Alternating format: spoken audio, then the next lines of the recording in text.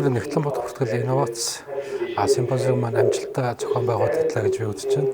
За өнөөдрийн симпозиумд маань ихтэй сургуулиуд, за боловсролын магадлалын итгэмжлэх үндэсний зөвлөл, за сангийн яамны нэгтлэн бодох бүртгэлийн бодлогын газар, Монголын мэрэгсэн нэгтлэн бодогчдын институт, мөн институтын эрдмийн зөвлөсөн олон байгууллагууд оролцлоо. За мөн ажил олгогчдын төлөөлөл оролцож одоо сургалтын байгууллагуудтайгаа хоорондоо санал солилцсон ийм үр дүнтэй хилцүүлэг болж өнгөрсөн гэж үзэж байна.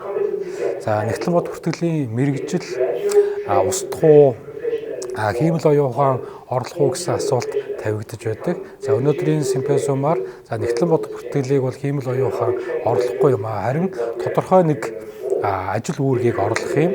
Энэ хиймэл оюун бол нэгтлэн бодох бүртгэлийн гүйцэтгэх үүргийг илүү өргөжүүлэх чиглэлээр нөлөөлөх юм а гэсэн бас дүгнэлт гарлаа.